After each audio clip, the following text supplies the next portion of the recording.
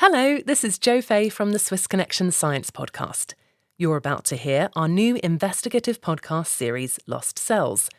It weaves together personal accounts from families in Spain, Serbia, Italy and beyond as they deal with the promises and failures of private stem cell banking. It's a global story with Switzerland at its heart. I hope you enjoy listening to it. I'm Angela Saini. Thank you for listening to Lost Cells. We've followed parents from all over the globe on their search for needles in a haystack as they hunt for the biological material visible only through a microscope. The promise of life suspended in time, lost by an apparently careless corporation. Like their cells, each family's story is unique. But now they have one unified goal: to share their story with the world, to help parents with what they've learned. At one point, CryoSave was the leader of the cord blood banking industry in Europe. The company promised hundreds of thousands of families that they would store their cells for decades. But that's not what happened. As we wrap up our series, Antoine Harari and our team are still trying to unpack what we can learn from all of this.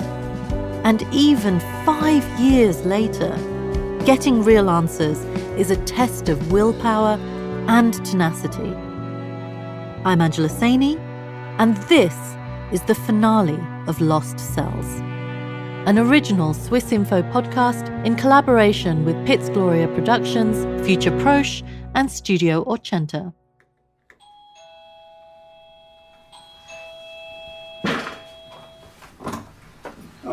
Come in, please. Hi. Nice to see you. Welcome in Warsaw and welcome in Poland. Thank you so much. Louis Daniel came to Poland looking for his daughter's stem cells. He had decided they were safe in Warsaw, still frozen and stored at the lab run by Famicord, the company that inherited the cells after CryoSave went bankrupt and collapsed. What is the problem? My name is Luis Daniel. I'm from Madrid, Spain. I have a leukemia. Louis Daniel's tireless search for his daughter's cells was finally over. Now, all that was left to do was to use them to save his life. So, Louis Daniel asked reporter Antoine Harari to come with him to record his visit with a specialist he'd found to do that job, Wiesław Fianczejczyk, a renowned hematologist at the University of Warsaw. I want to ask you about the private banks of stem cells. Are the best form to preserve our stem cells?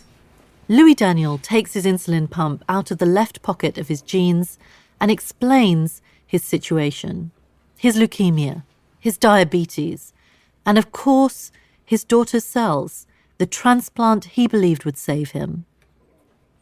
The doctor nods along, the way doctors let patients talk as they silently deliberate the right course of action in their heads.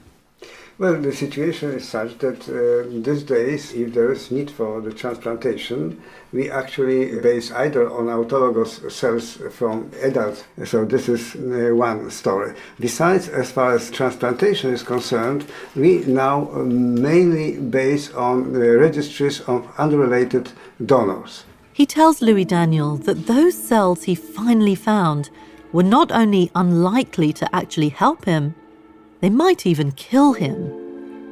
The doctor said that these days, if a patient needs stem cell transplants, doctors are more likely to use cells from someone who's unrelated, the kind of cells you find at a public stem cell bank.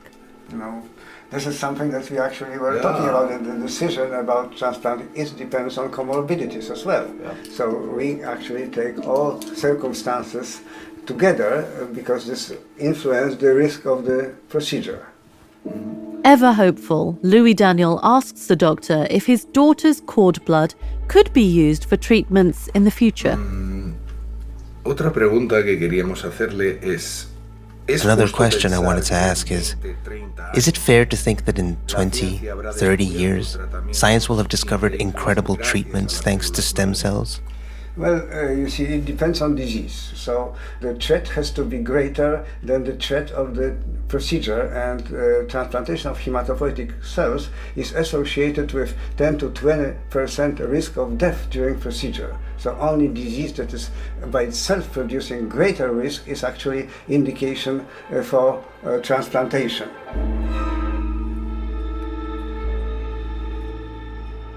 Antoine sees Louis Daniel struggling with what he has just heard. The risks of a transplant are very high. According to this doctor, there's a 10 to 20% chance of dying during the procedure. Antoine wants to know whether he correctly understands what the doctor is saying. Stem cell banks say they can cure. They say they can cure more than 80 diseases. Do you think it's correct, or do you think that it's a bit too much?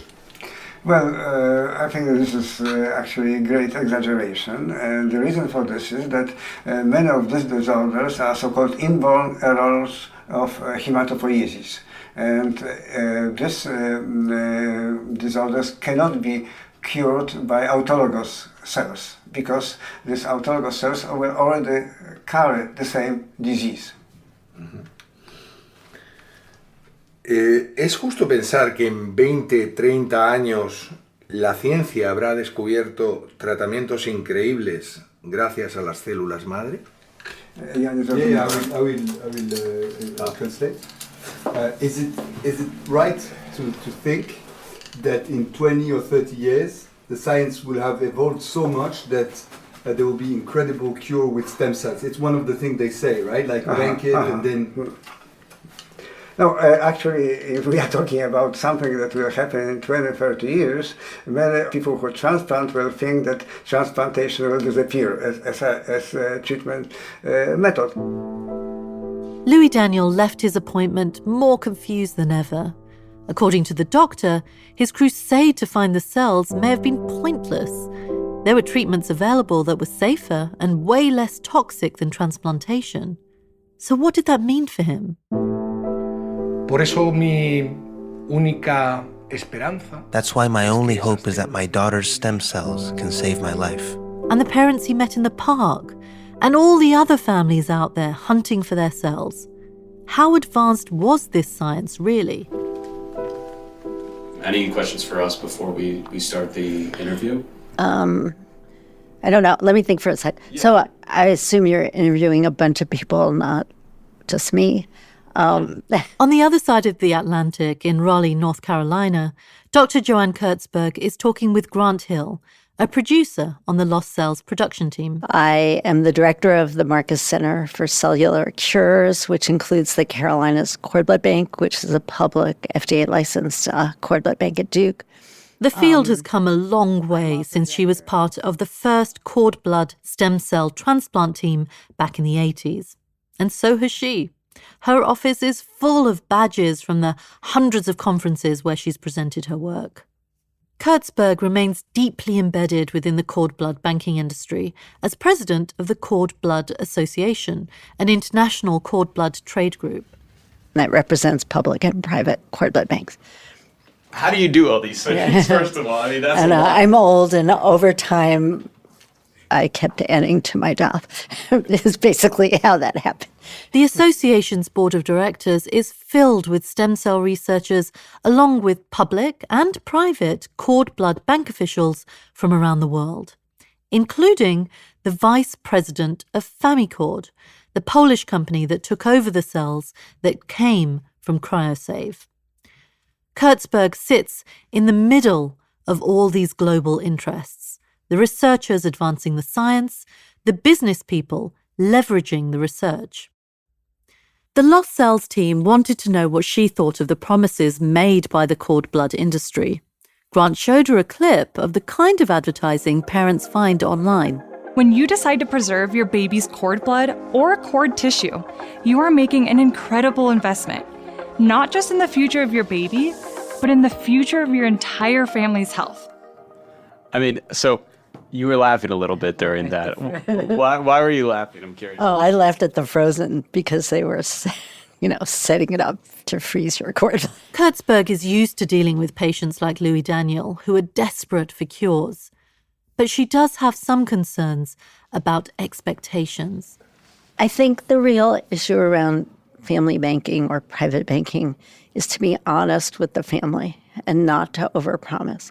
I think everyone has the right to give themselves an insurance policy or to invest in an unknown possibility in the future. I think what is not okay is if a family bank advertises that these cord blood cells are going to cure all the things you worry about in life that are going to happen to your child. That's like part of being a new parent, right? You worry about everything that could possibly happen. It's not just how many diseases these cells could be used to cure that's often exaggerated. She says another key part of stem cell banking that is often left out of the advertising is just how important it is to collect a big enough sample. It turns out that having enough cells for a dose is really important. And in the public banks, only big units are stored. In the private banks, all units are stored. So a lot of families find out they have a stored unit, but when it needs to be applied to a therapy, there's not enough cells. In practice, Kurtzberg says it's hard to guarantee the person collecting the cells after the birth will harvest enough. It's the type of detail that parents shouldn't have to worry about. In an ideal world, there would be rules and standards for how samples are collected based on the best available science. But around the world, Kurtzberg says, the industry is still a bit like the Wild West. There are standards and non-binding accreditations set down by trade organizations designed to try and rein in the less scrupulous private banks. But those standards are only suggestions, and suggestions are unenforceable. There are hundreds of family banks around the world. The quality practices they follow vary from country to country and bank to bank, so some are excellent and some are not. They're not regulated the way public banks are, so they're not beholden or required to follow any kind of manufacturing standards. I think newborn parents, number one, are very vulnerable people. You're invested in your baby's future and making it the best it can be, right? I mean, I think that's just what happens when you're a new parent. And you don't want to deprive your baby of something that you could have done. And then you hear, well, you can only collect the cord blood at birth. It's a once-in-a-lifetime opportunity. And maybe someday it could save your baby's life. I mean, all of that is not untrue. But I do think in the way your tape illustrated, that kind of marketing is over the top and playing to the natural tendencies of newborn parents, or parents of a newborn, sorry. So I think somehow there has to be more objective information transmitted.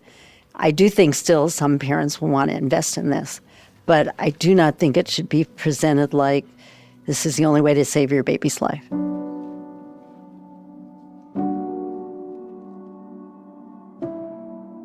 If you review some of the videos, some of the advertising material, you see this playbook being used. Blair Bigham is a doctor and researcher at the University of Toronto. He spends half his time in the ICU and the other half studying how easily medical misinformation can impair our ability to make good decisions. When Blair took a look at the marketing videos, he saw something that's become all too familiar to him. You see scientification, you see people in lab coats, you see people with titles after their name. You see laboratory technicians, people with pipettes, people with blood moving through tubes. It looks very legitimate. It looks very exciting.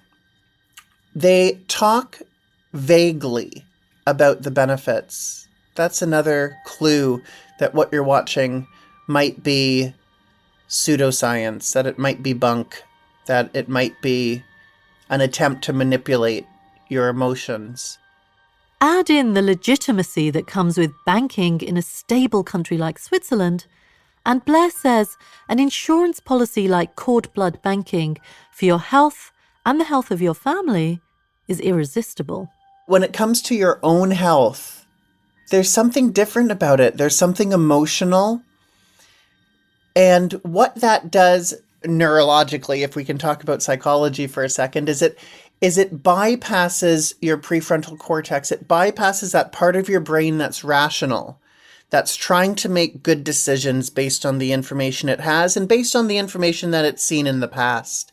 Normally, our brains are really, really good at that. But when it comes to our health, that executive processing, that part of our brain that we would consider makes us really smart, can be bypassed into our limbic brain or our emotional brain.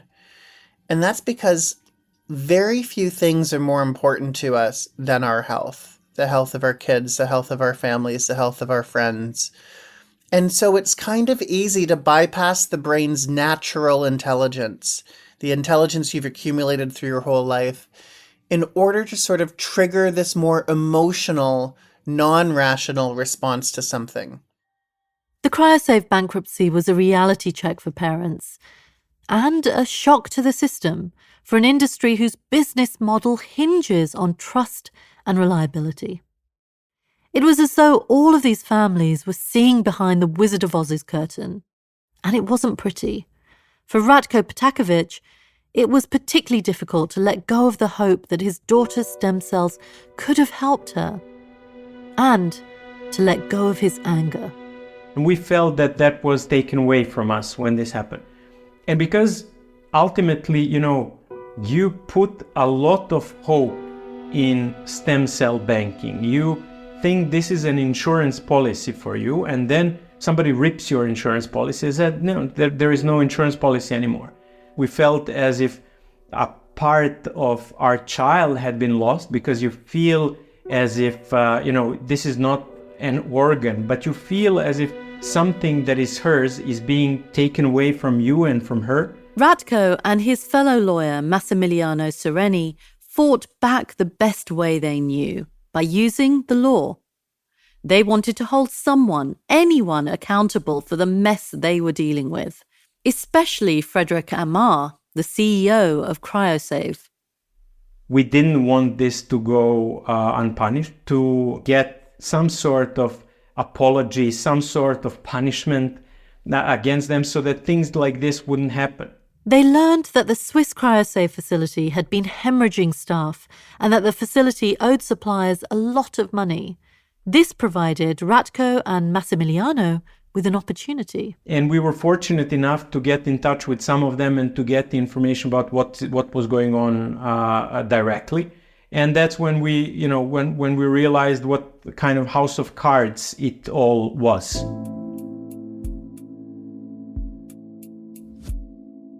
Ratko and Massimiliano spent months making phone calls, collecting emails, documents, and making transcripts. And soon, they had a new strategy.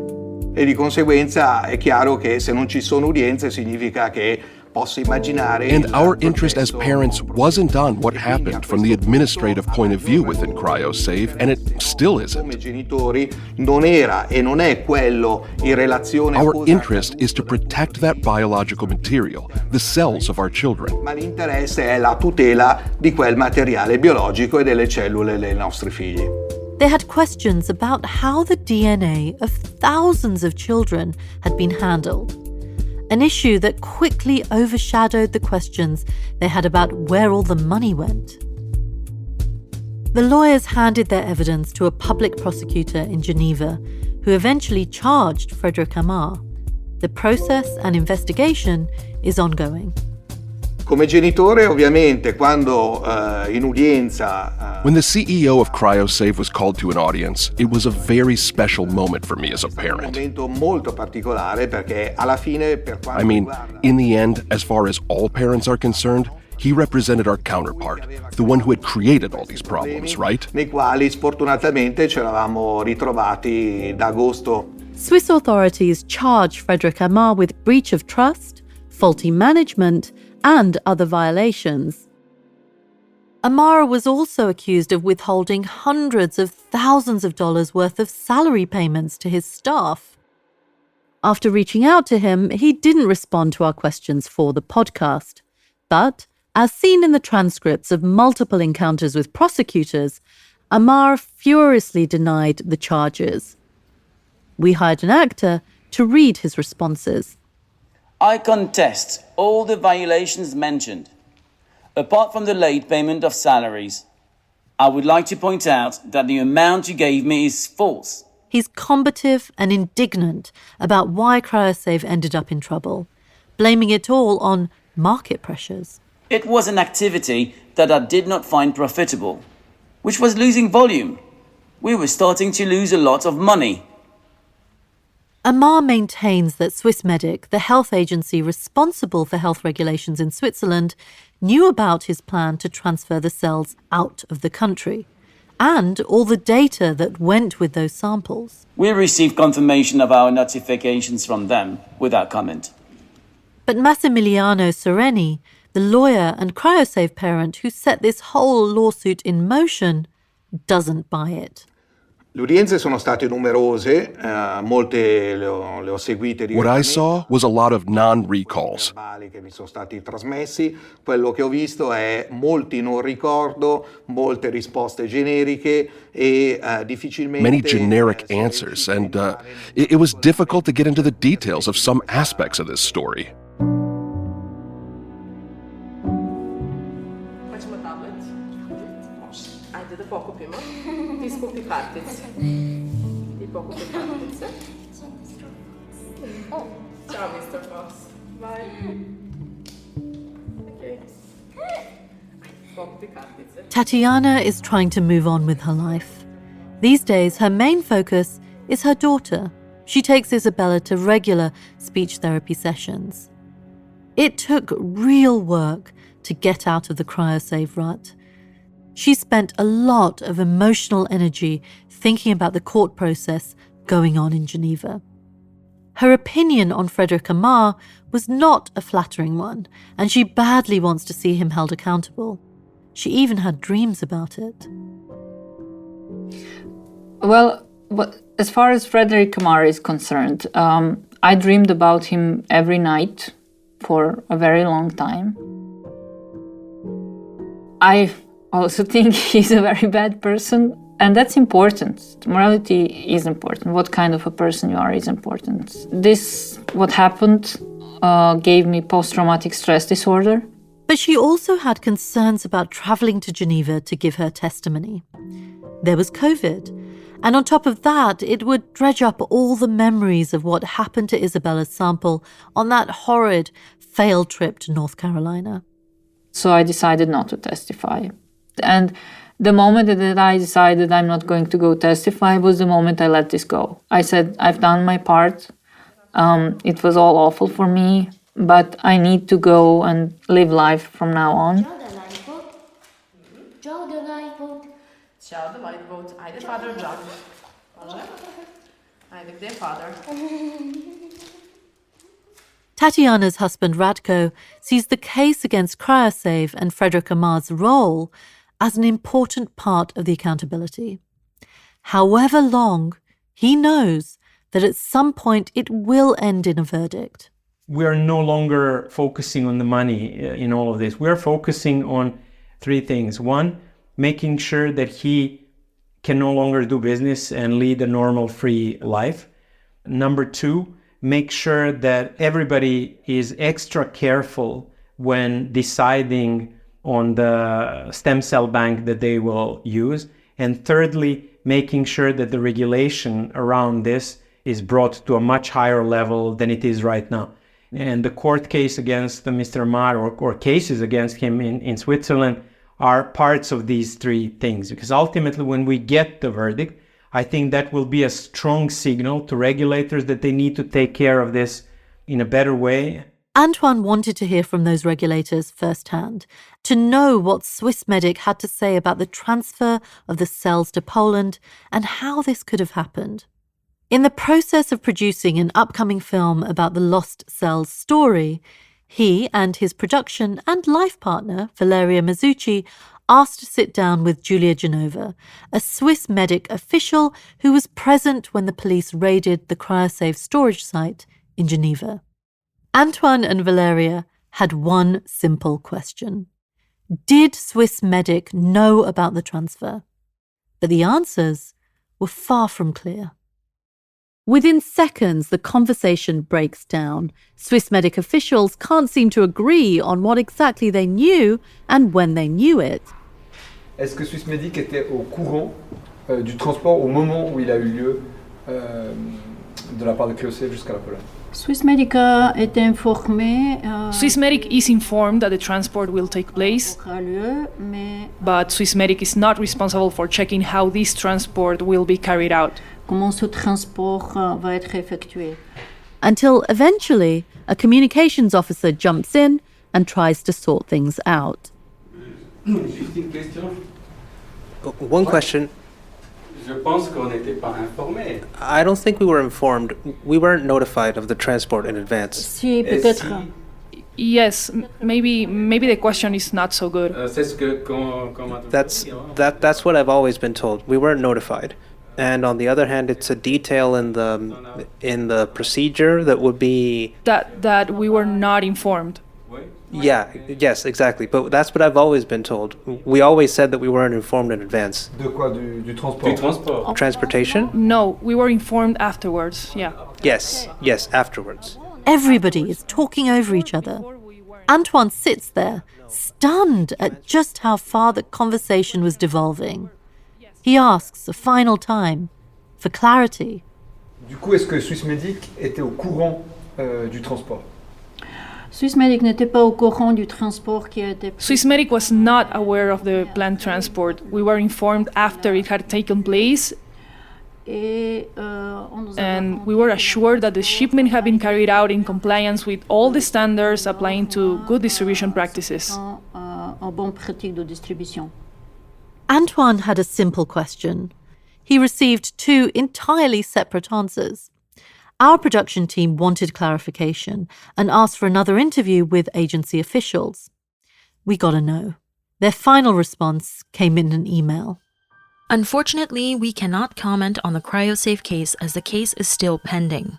Swissmedic transferred the criminal proceedings against the company to the Geneva Public Prosecutor's Office in January 2020. Regarding the transport of stem cell samples to Poland, they wrote, Due to the lack of a legal basis, there were no options to oblige companies to provide information regarding the storage locations of specific blood stem cells. The email went on to say that Swiss authorities are in the process of revising the Transplantation Act so that companies that store stem cells are obliged to inform their customers about aspects such as other companies involved, the procedure when stem cells are exported to another country, as well as the handling of personal data legislation in transplant medicine. This should lead to an improvement in the situation. So my name is Jakub Baran. By education, I'm an engineer of electronics, specialized in digital signal processing. Meantime, in Poland, Jakub Baran, the CEO of Famicord, which is storing Louis Daniel's daughter's cells, is proud of his operation. So today we are far the largest in Europe.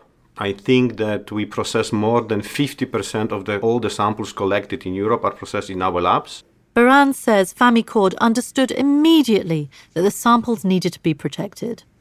And families still have a lot of say. Like with the samples, the ownership of the data is in hands of parents. So you cannot sell the data of the parents without permit of the parents, yes?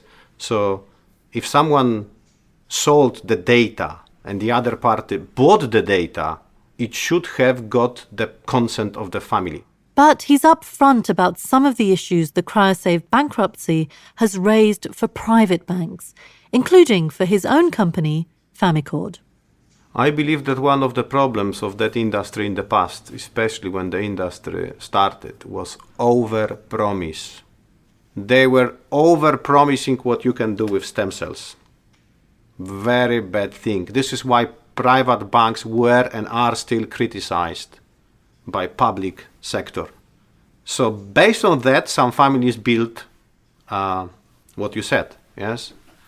Trust that the sample can help in the future. And that trust was sometimes justified, but sometimes was not justified.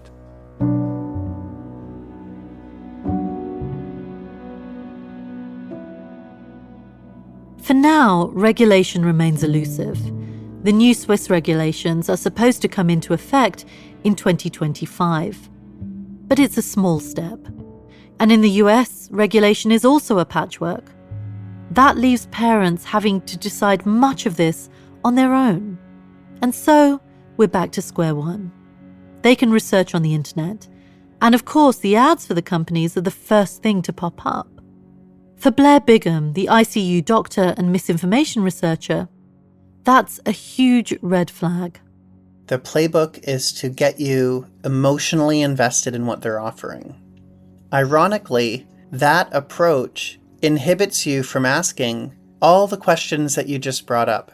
Well, what happens if? Well, where do my cells go if? Well, what if the cryogenic process fails? What if?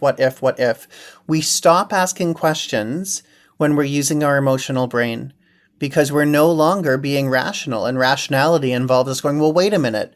What about this? What about that? Everybody falls for this stuff. It bypasses anyone's ability to critically appraise a circumstance and ask the right questions. Joanne Kurtzberg gets excited about the real science behind stem cell research. But she knows that some of the biggest names in stem cell banking have to do better about their promises. So I think there ought to be better standards about the advertising. I want you to think about something, though. If a family banks their baby's cord blood and they expect to use it when that baby is 60, 70, 80 years old, then you need to ask that bank, how do I know you're going to be here in 60 years?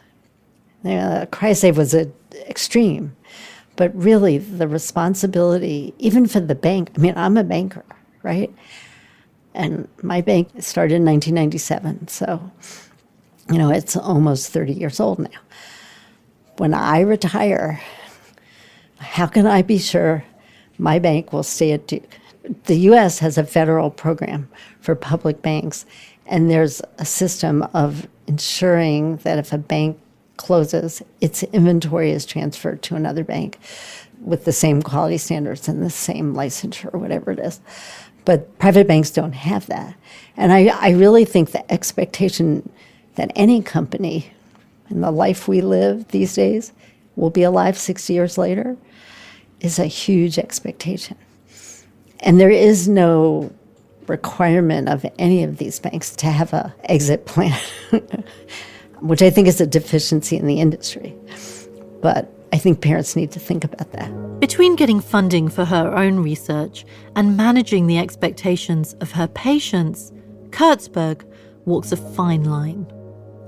She has to strike a balance between drawing new parents to a real science that may answer their prayers one day and protecting them from the cold realities of market-driven medicine. Private banks are not regulated, so they don't have as much of a cost for the infrastructure and logistics of running a bank. How can that be? I mean, how can these banks not be FDA regulated? There was some lobbying that occurred in the early days of cord blood banking when the FDA was considering how they were going to regulate cord blood banking, and the decision was made to regulate public banking, not private banking.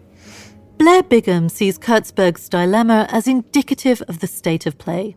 He doesn't mince words on the major influence of private industry on medicine. You can't have the fox guarding the henhouse. And when places come up with their own policies, come up with their own group accreditation standards, a lot of the time that's exactly what's happening. There's no independence. We see regulatory debates all the time. We hear about ties between industry and regulators that are too close. It's a very difficult balance to get right. I don't know that I have a way to get it right, but it's a partnership between government, academia or scientists, and industry. And everyone has to work together in good faith to try to nail it. And there will always be tensions because the businesses naturally are worried about how fast they can grow, how fast they can make money, what their margins are going to be. It's their job to be profitable. Look at what happened to the cell bank company in your story. It went bankrupt. Had it not, we wouldn't be talking today. For Antoine, this investigation has become a never-ending story. It's been 5 long years since he got his first tips, and he's still hearing from new families caught up in the middle of this. Hello? Hello, Mr. Hariri. This is Karen Zen speaking. Hi. Okay, because the current situation for a lot of people, for us, is not really satisfied. You know, we still have problems with getting out the stem cells. You know, that's Because for you, so where are your stem cells now? Do you know? actually, you know, when Cryosafe was bankrupt, we got a few months later. As journalists, we're privileged to tell stories like this one. Stories that probe the most personal of journeys as we grapple with the way science shapes us and how we think about life. We are struck by the strength of the motivation that drove the families we spoke with on and off the mic to invest their hope in this technology. In spite of what they've been through, they collaborated with us. They've seen the depths of depression and frustration, but their spirit is undeniable. The same stuff that makes us vulnerable to disappointment is the same stuff that keeps our species alive. Belief that tomorrow might be better than today. We want to thank you for listening to Lost Cells and leave you now with the voices of the families who chose to share their stories with you. I was scared that because of what happened to Cryosafe, somebody wouldn't bank cells, and then their child would need cells and they wouldn't have them. Would you cryoconservate stem cells right now? Yes, I definitely would. We have more and more applications every day. Cord blood is the one type of stem cell that we can only get once. Why not to do it? Why not use this opportunity when maybe 10 years later it is the only thing that can help? If today I could go back to 2012, I probably wouldn't keep that genetic material anymore. Why? Because the Cryosafe story has obviously exposed the problems that arise when you lose control of the biological material of your children. What happened to Cryosafe certainly highlights that there are too many unknowns.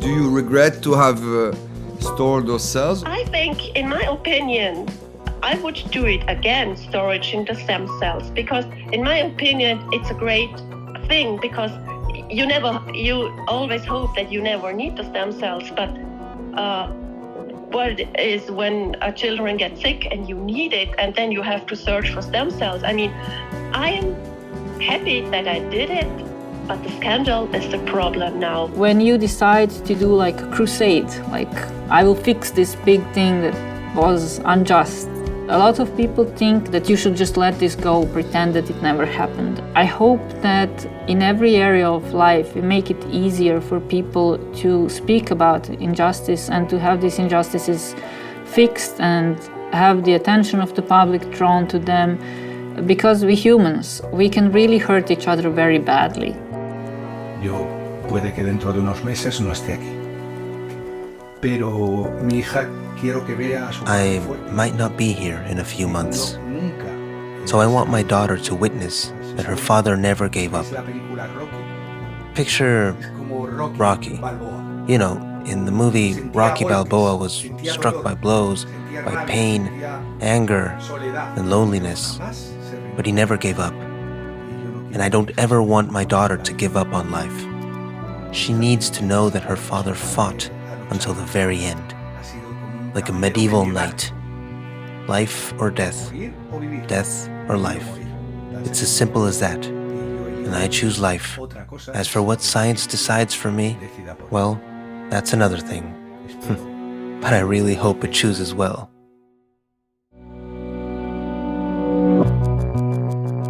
Thanks to our voice actors on this episode: Luis Lopez as Louis Daniel and Swissmedic Communications Officer, Nate Dufort as Massimiliano Sereni, Ricardo Mendez as Frederic Amar, Maru Lombardo as Julia Genova, and Laurie Martinez as the Swissmedic response email. Lost Cells is reported by Antoine Harari and Valeria Mazzucchi. Written and produced by Suzanne Rieber and Grant Hill. Julien Tharaud composed our theme and original music. Mixing and sound design by Julien Tharaud. Field recordings by Valeria Mazzucchi and Antoine Harari. Additional reporting by Lorenzo Bagnoli, Suzanne Rieber, and Grant Hill. The Lost Cells podcast series was created by our executive producer Suzanne Rieber and Valeria Mazzucchi and Antoine Harari. Lost Cells is an original multilingual Swiss Info podcast in collaboration with Pitts Gloria Productions, Future Posh, and Studio Ochenta. Swiss Info is the international public service media organisation of Switzerland. Our team at Swiss Info includes commissioning editor Joe Fay, French language editor Virginie Monja, Spanish language editor Patricia Islas, marketing and promotion Xin Jiang. Kai Reusser designed our artwork. Our team at Studio Ochenta includes Laurie Martinez as executive producer for both Spanish and French versions. Maru Lombardo is the lead editor for the Spanish version. Madre Cellula.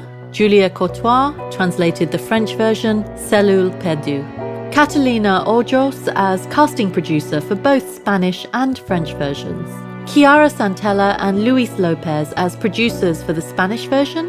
Julien Tharaud as producer for the English and the French versions. Sofia Rodriguez as communications manager.